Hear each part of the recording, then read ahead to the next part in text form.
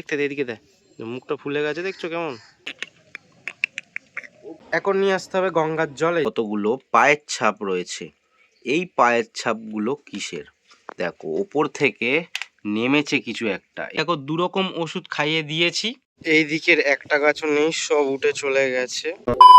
একটা রহস্য উদ্ঘাটন করতে হবে। হ্যাঁ, আমি তো করবই, তার সাথে তোমাদেরও করতে হবে।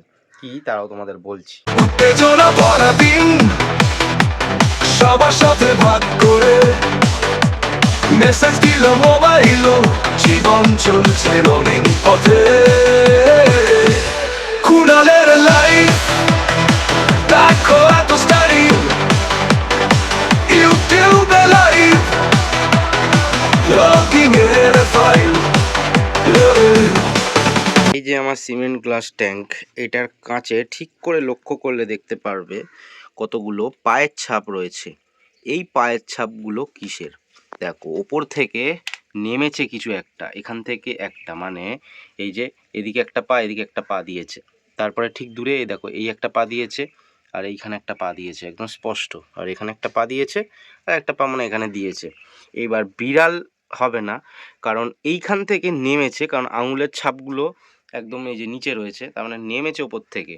তো ওপর থেকে কী নামতে পারে এটাই আমার মাথায় আসছে না। বিড়াল হলে এইটু একটু তো থাবা দেবে না, কারণ বিড়াল এখান থেকে একদম এখানে নেমে যাবে। তো এটা ছোটোর মধ্যে কিছু একটা, অথচ এরকম মানে একদম পুরো পাঁচটাই আঙুলের ছাপ রয়েছে, আবার থামটাও রয়েছে পায়ের।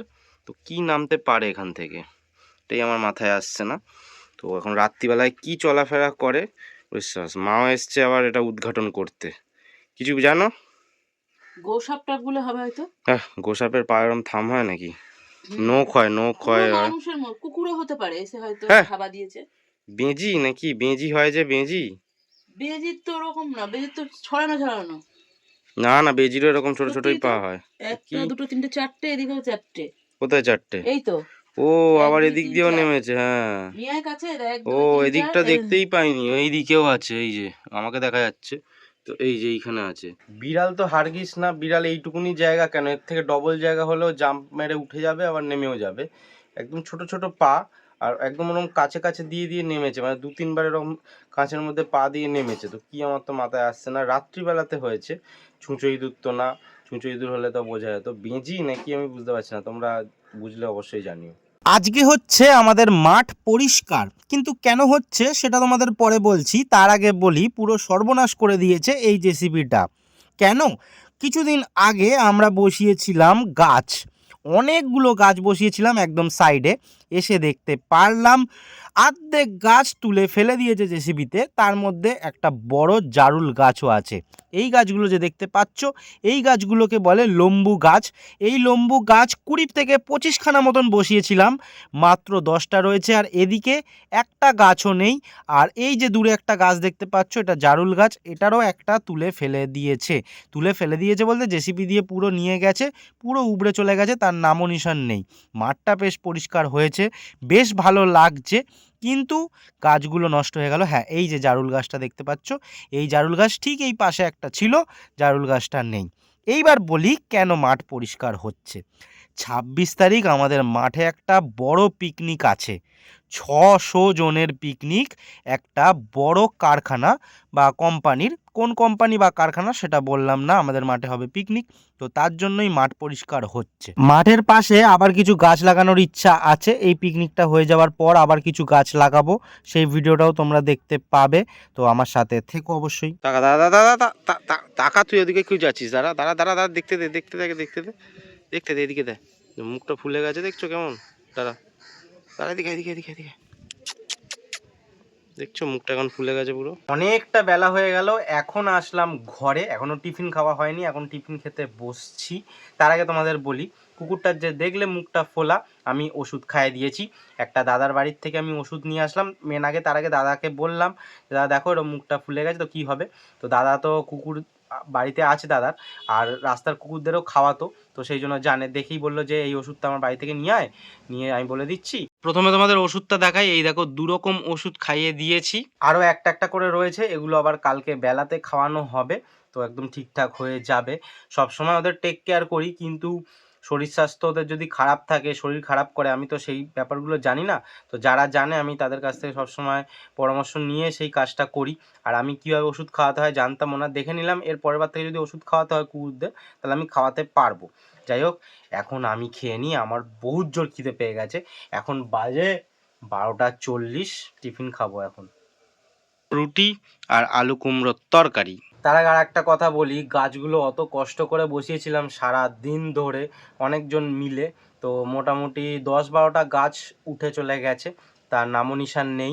একটা বড় জারুল গাছও পুরো নামো নিশান নেই, চলে গেছে। জারুল গাছগুলো প্রায় 2 বছর হয়ে গেছিলো আর অনেক বড় হয়ে গেছিলো, প্রায় 10-12 ফুট মতন লম্বা হয়ে গেছিলো। তো একটা গাছ নামো নিশান নেই। কে একজন নাকি বয়স্ক লোক বলেছে সব গাছ তুলে ফেলে দাও, ওইসব আরও চাপা গাছ ছিল, ওই কাঁটা কাটা চাপা গাছ, ওটাও বলেছিল তুলে ফেলে দিতে। ভাগ্যিস আমি গেছিলাম বলে বলেছি যে না না ওই গাছগুলো তুলতে না, নয়তো ওই গাছগুলোও তুলে ফেলে দিত। ওগুলো 2-3 বছরের ওপর হয়ে গেল, তো একটা গাছ পুরো নষ্ট হয়ে গেল, কী আর করা যাবে।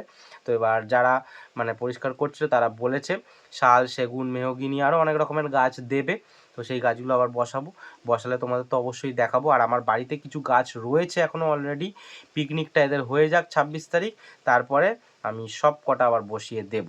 তো এখন আপাতত টিভিটা খাই। এই বিড়ালটা এত গায়ে পড়া কি বলবো তোমাদের, খালি তাড়িয়ে দিই তাও সেই প্যাও প্যাও করবে, ওই জন্য মায়াও লাগে যেন খেতে দিই। এদিকে আয়, এদিকে আয়। কোথায় গেলি, কোথায় গেলি, কোথায় কোথায় কোথায়, দাঁড়াও কে দেখাচ্ছি তোমাদের। আয় আয়, এদিকে আয়, এদিকে আয়, এদিকে আয়, এদিকে আয়, এদিকে আয়, এদিকে আয়, এদিকে আয়। ওই বাবা, এই দেখ ক্যামেরা ক্যামেরা ক্যামেরা, এই দেখ আয়। এ দেখো বিস্কুট দিয়ে রেখেছি, কিছুতে বিস্কুট খাচ্ছে না, প্যাও প্যাও প্যাও করে পায়ে পায়ে জড়িয়ে। আয় এদিকে আয়। কি বাবা, ক্যামেরা নিয়ে আসলাম, এখন তুই আমার কাছে আসছিস না, চলে গেলি বাবা। ক্যামেরায় ওকে দেখানো যাবে না, বুঝেছো, ও মুখ দেখাবে না ক্যামেরায়। ঘাটে আসলাম, দূরে দেখি চড়া পড়েছে অনেক দিন বাদে, তোমাদের দেখাচ্ছি। দেখো এই দেখো চড়া পড়েছে, অনেকটা লম্বা করে চড়া পড়েছে, দেখো জোয়ার হবে হবে করছে এক্ষুনি। দেখো আর এইখানে দেখো বালি তুলছে, এই দেখো বালি তুলছে, এখন তুলছে না, মনে তোলা হয়ে গেছে। একটা কথা তোমাদের সাথে শেয়ার করি, কিছু বছর আগে এই চড়াতে কিন্তু আমি যেতাম সাঁতার কেটে, তারপরে এই চড়াতে গিয়ে খেলাধুলা করতাম, দৌড়াদৌড়ি করতাম, আবার জোয়ার হওয়ার আগে আগে চলে আসতাম। না না, এখনও কিন্তু যেতে পারবো, এখন গঙ্গায় চান করা অনেক কমিয়ে দিয়েছি, সেই জন্য যাওয়া হয় না। আর ঠান্ডার মধ্যে ভীষণ ঠান্ডা লাগে গঙ্গায় চান করলে। এখন নিয়ে আসতে হবে গঙ্গার জল, এই যে মা জগ ধরিয়ে দিয়েছে, যাই গিয়ে গঙ্গা থেকে জল নিয়ে আসি। বাবা এখনো তো জল নিচেই আছে, আবার নোংরাও আছে জলে, কি আর করা যাবে। এখন বাজে প্রায় 4:30, আমরা দুপুরের খাওয়া দাওয়া সেরে চলে এসেছি সোমের মামার বাড়িতে। না না, মামার বাড়ি ছিল, সেখানে এখন মস্ত বড় একটা ফ্ল্যাট হচ্ছে। কিন্তু কেন এসছি আমরা, আরে বাবা কিছুদিন বাদে সরস্বতী পুজো, ঘুড়ি ওড়াতে হবে। আমাদের বাড়ির ওই চত্বরে তেমন ঘুড়ি ওড়ে না, তার মধ্যে গাছপালায় ভর্তি, ঠিকঠাকভাবে ওড়ানো যায় না, তাই ভাবছি এই ফ্ল্যাট থেকে এবারে ঘুড়ি ওড়াবো। এর আগে যখন সোমের মামা বাড়ি ছিল এখানে তখনও ঘুড়ি উড়েছিলাম, আর এখন তো সুবিধা হবেই, তো সেই ভিডিওও আসবে, তোমরা সাথে থেকো, পাশে থেকো। আজকের জন্য টাটা বলছি সবাইকে, সবাই ভালো থেকো, সুস্থ থেকো, সাবধানে থেকো, নিজের যত্ন নিও, পরিবারের খেয়াল নিও, টাটা, টেক কেয়ার।